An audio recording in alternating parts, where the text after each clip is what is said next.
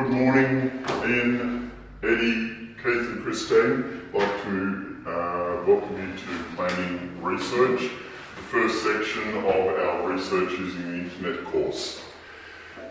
Quick bit on workplace health and safety before we start. If you need to use the toilets, they're down to your right. There's water and drinks just in the kitchen to your, just go out the door and around there.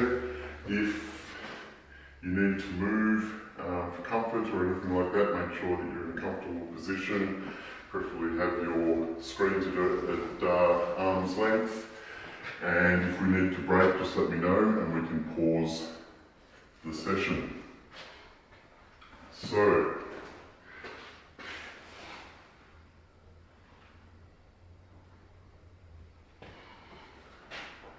with research on the internet, you'll be doing research within the company that you've been employed by to do a wide variety of research for different clients. The most important thing at the beginning is to confirm the task requirements. You need to read the information carefully to make sure that you understand what you're needing to research. You need to ensure that you understand the required information and all its the instructions are clearly stated. So,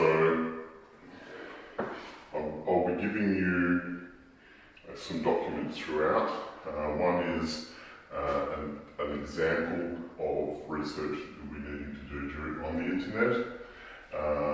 There'll also be some policies and procedures, so you need to understand the policies and procedures of the company that you're working for, making sure that you're doing things in the appropriate manner. That's ultimately what you're being trained for. If you're unsure of any of the requirements, recommendation is you speak to the person who is your supervisor, who is giving you those requirements. If you're unsure from what the client has requested of you, then you contact the client and make sure that you understand completely what they're asking you to research for them. That's it. Everybody clear and understand that? Is your phone turned off?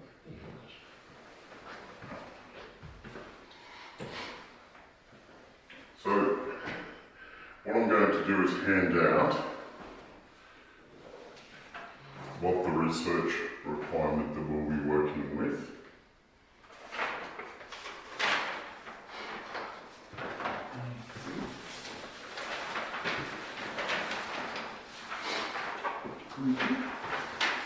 Okay, so the first thing when you're identifying your research objectives is to work out what do you need to research. So as you can see here from the information that's required, the client would like you to find the population of the Australian capital cities on the 30th of June 2023. In addition to that, they would like to see the percentage increase in the population for the 2022-2023 financial year for each of those capital cities.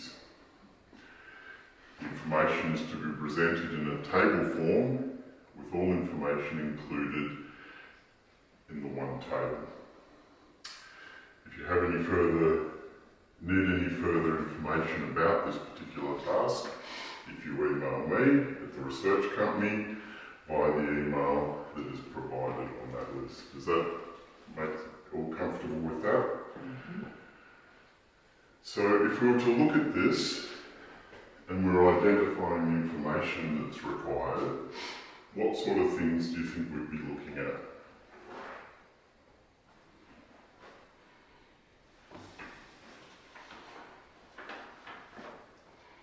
Census. Or specifically what information we're trying to get? Each state, Population trend Yeah? within the sites. Yeah? or within the capital cities.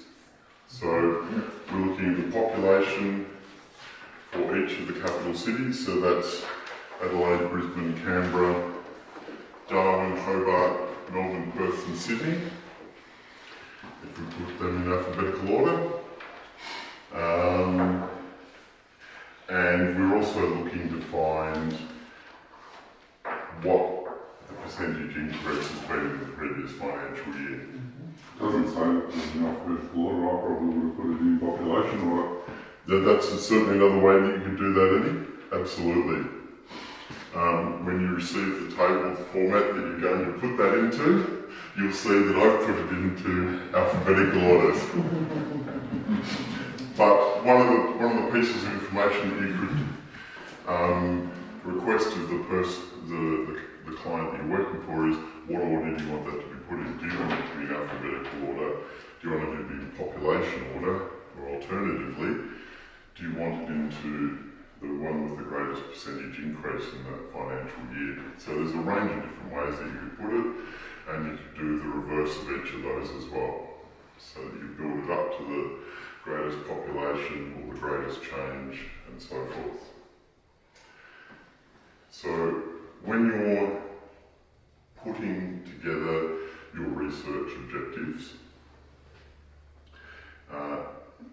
it's a good idea to create a checklist to make sure when you're doing the research, you've ticked off and made sure that you've done everything that you need to do. So what I would generally suggest when you're doing that is, if you've got that information received, you might write on that sheet at various points a checklist that you might need to use when you're working your way through to make sure that you've got all the information you require. When we're doing research for our clients, it's really important that we do everything that they ask precisely as we ask. Accuracy is really important, and when we're putting checklists in place, that will make sure that we've ticked off everything that we need to do and we haven't forgotten anything. So is there any questions on any of that side of things?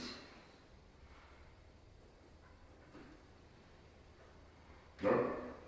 Cool. You said the table will be presented to us. Yes, there will be a table specifically for that. So once we've worked out what we need to find, or what information we need to get, we then need to identify where we'll get that information from on the internet. So there's a range of sources that we can use, and some of the acceptable sources would be government departments. So for something like this, we may look at the Australian Bureau of Statistics. If we're looking for other data, we might use the Australian Tax Office, Department of Defence. All the major government departments have publications they put out that are full of statistics which we can use for research, and in Australia we can be reasonably confident that the information is accurate. Another area we could look at is universities or academic journals. They may have statistical information which could be useful for certain of our clients, and market research. We do some market research within the company, but we could also use data from other market researchers. We'd like to keep that to a minimum because usually that costs us a reasonable amount of money, and that eats into our profit line. Types of unacceptable sources, we can't accept things like Wikipedia. Wikipedia is a crowdsourced encyclopedia, and as such you can go and make changes to it pretty much as you like. So there's not the high rigour that we need for our clients with the accuracy of the data that comes from Wikipedia, and the same goes for magazines and newspapers. Unfortunately in this country the newspapers aren't particularly accurate, They tend to be more opinion pieces of the owners, and so oftentimes the data that they quote is inaccurate. So Perhaps it's less specific about places. yes, and look, if you go when we have a look on the internet, you'll see that if you search for the sort of data that we're looking for, there's a variety of places you can find it from, and you'll get a lot of different answers, depending on who you obtain the data from. Some of them will be quite accurate down to, 5,427,353 people, where others might say 5.5 million for that same level. For our clients, we're looking to get it down to that very precise level. So I take it that being a fairly novice looker on the internet, Yes, if we were to put on Google, can we not ask directly for census figures? we can, and we'll come to that in the next a few stages on, when we look at how we go about putting our questions in place so that we can get accurate information. So I guess joining that is, therefore, do we have to go to a government department, university or market research, or can we? Wherever possible, we try and go to where the source of information is. Mm-hmm. So you might find that somebody's quoted, say, the Australian Bureau of Statistics with statistics. If somebody's said that, according to the Australian Bureau of Statistics, the population of Melbourne is whatever that happens to be, we'd like you to go and find it with the Australian Bureau of Statistics. That way, if somebody's made an error in their reporting of what they've got from the Australian Bureau of Statistics, you're not going to make that error, you're not going to pass on that error because you've got it from the source material. Question for my clarification, I said before, the census figures, Yes, but in this particular instance, the census figures wouldn't give me to the 2023, would they? no, they will not. No. The census is only conducted every 5 years, Yeah. and so the figures at the end of the 2023 year from the Australian Bureau of Statistics are an estimate. Because it's the Australian Bureau of Statistics, it's just a statistically valid estimate. So So that is we're allowable. Sorry? That is allowable. That is allowable, yeah, because it has come from the ABS.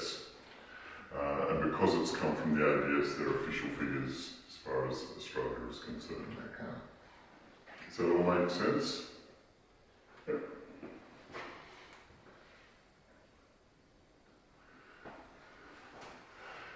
Now, we're going to use search engine, and one of the important things is the company has policies on research policies and procedures, and in those policies, and I've given you a small section of it here, the section of the policy and procedure manual that's applicable to what we're doing here.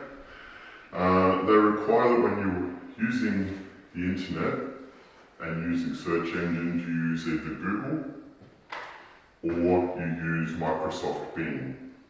For our classes, we'll be using Google, just so that everybody's using the same one, but the company's quite happy if you prefer to use Microsoft Bing.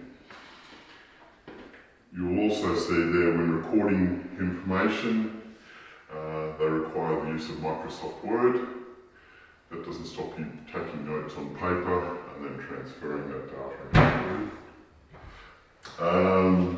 And when you're presenting the collected information, which we won't do till the third class, you will use either Word if you're creating a written report or Microsoft PowerPoint for a presentation, much like we're doing up here today. So now we're just going to watch a short video on how search engines work.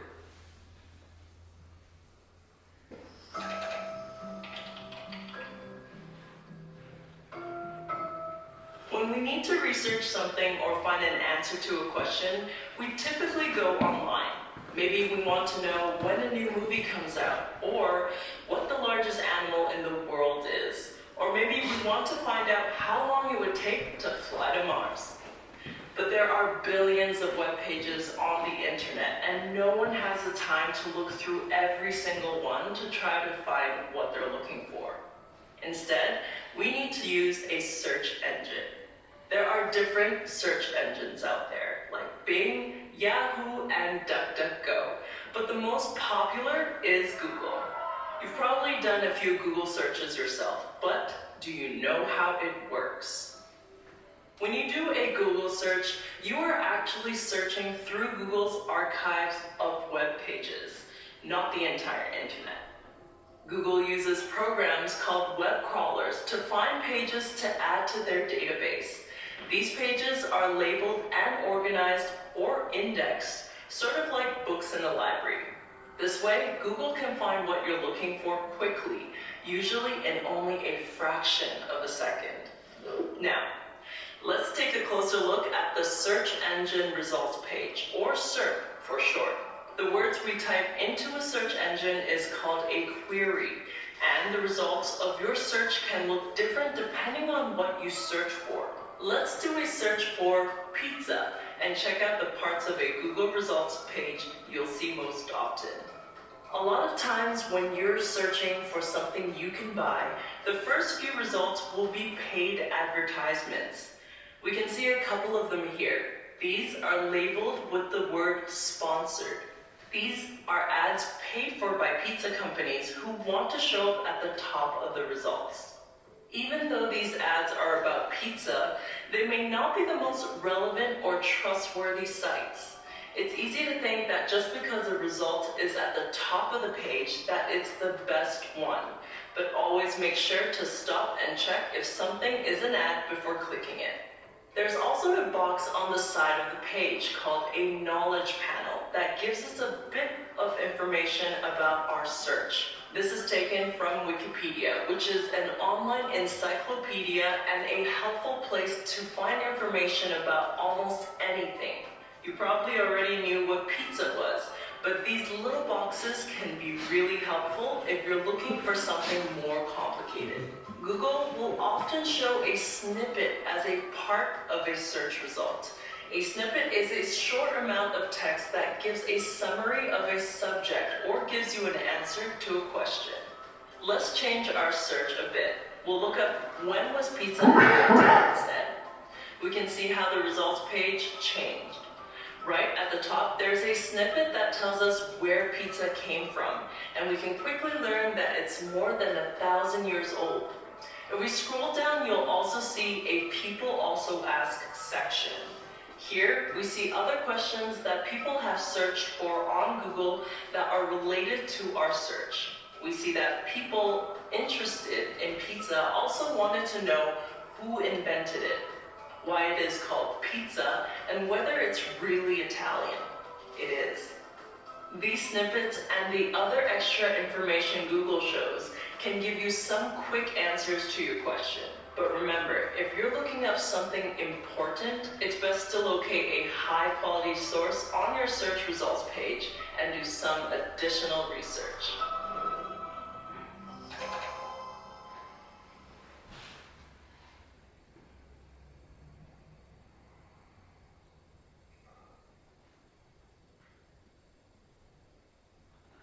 So that gives you a little bit of an idea of how a search engine works.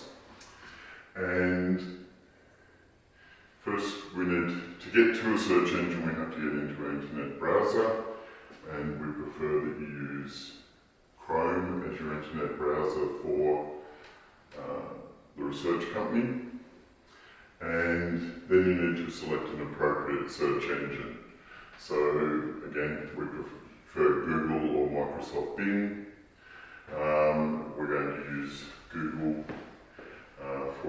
for our lessons so that we can keep that nice and consistent across the board. So what we're needing to do at this stage is to work out what are going to be our search terms. how we're going to find the information that we need to use to produce the report. Yes. No English. Okay, we'll sort that out shortly.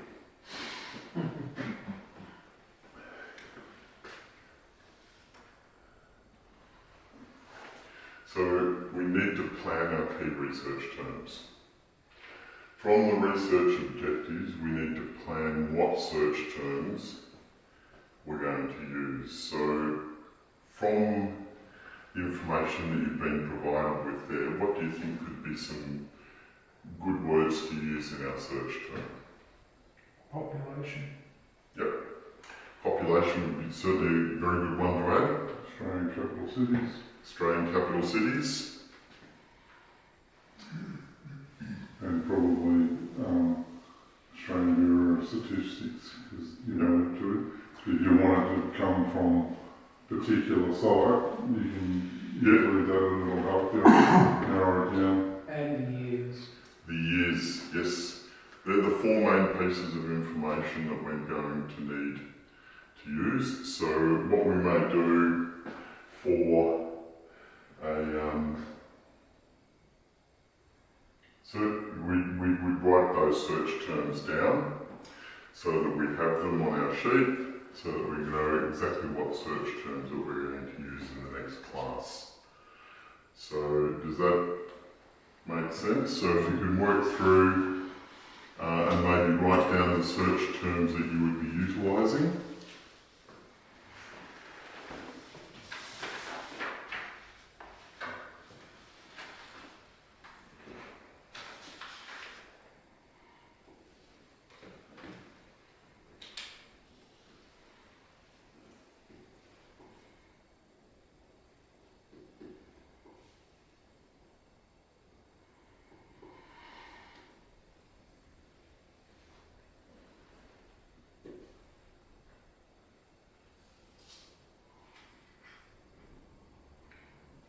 When it comes to actually using those search terms, it's good practice to start with one and see what sort of information you get there and have the others there as backup to make it more and more precise.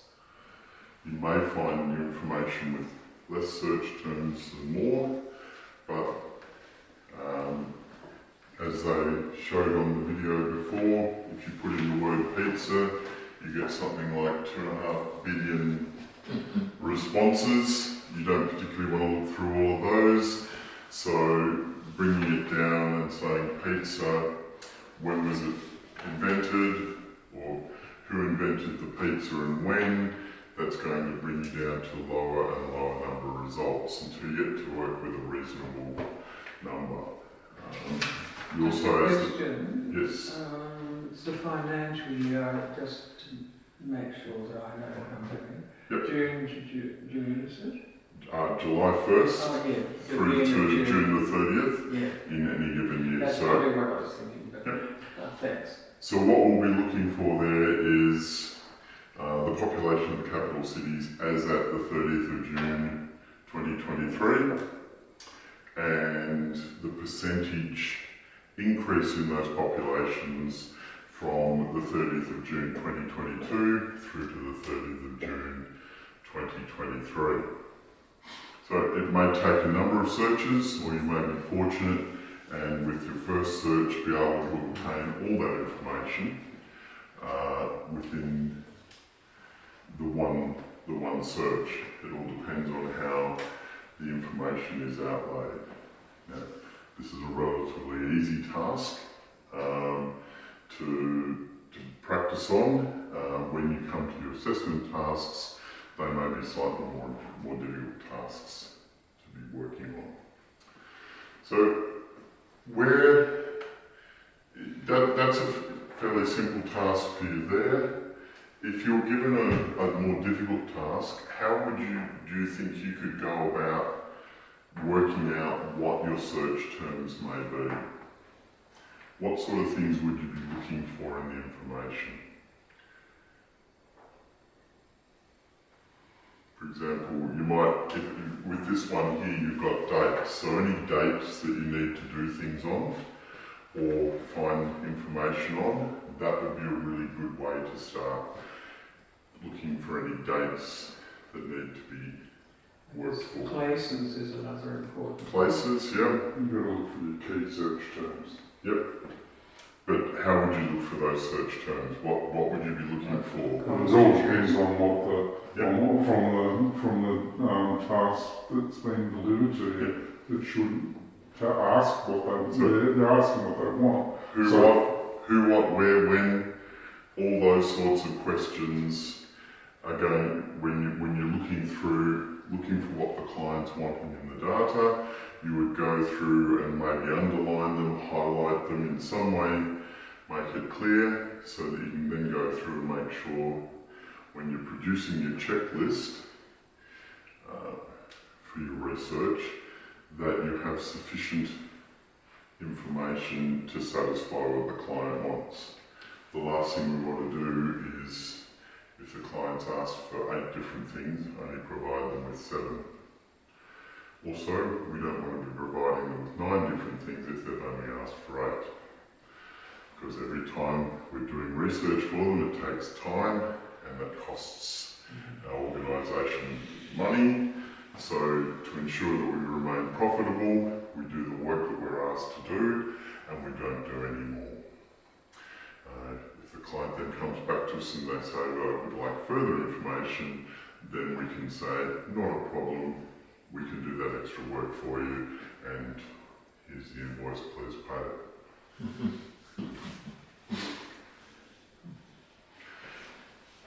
So,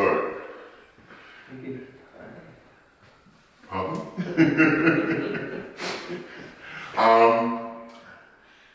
So, we'll summarise on what we've covered so far. If I can get this to work.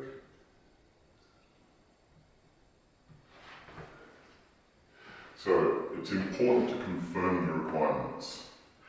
Make sure that we know exactly what it is that we're needing to research. Check that we've got all the information we need. If we have insufficient information at the beginning, then check in with the client and make sure that we have that information. Generally that will be done by going through your supervisor, but we do need to make sure that we have everything real listed so we know exactly what we need to be doing for the job. Then we need to identify what the research objective is. That's usually going to be fairly easy for us to work through because we can sit down, go through what the client brief has asked us to do and work through and go, right, we need to get this piece of information, and from that we can create a checklist of what we need to do and we can all then go on and do work on what our search terms are going to be. Once we've done that, we need to select our tools. It'd be a poor electrician that only comes with a toolbox that's got one screwdriver and a hammer, because they're not going to be able to do a lot of the tasks that they need to be doing. Likewise, when we're doing research, we need to have the appropriate tools. Generally, where you're going to be working, that will be a computer and the internet. And once you've got the internet, you're going to need to have a browser, which we prefer to use Google Chrome, and a search engine so that you can find that information. Once you've got that information, then you'll be using Microsoft Word and Microsoft PowerPoint in order to put your presentations together and then get that information to the client in an appropriate format. So all that put together, that is going to put you into a very good position to be able to move forward and actually complete the research for the client. Does anybody have any questions on anything that we've covered so far in this lesson? No? All happy?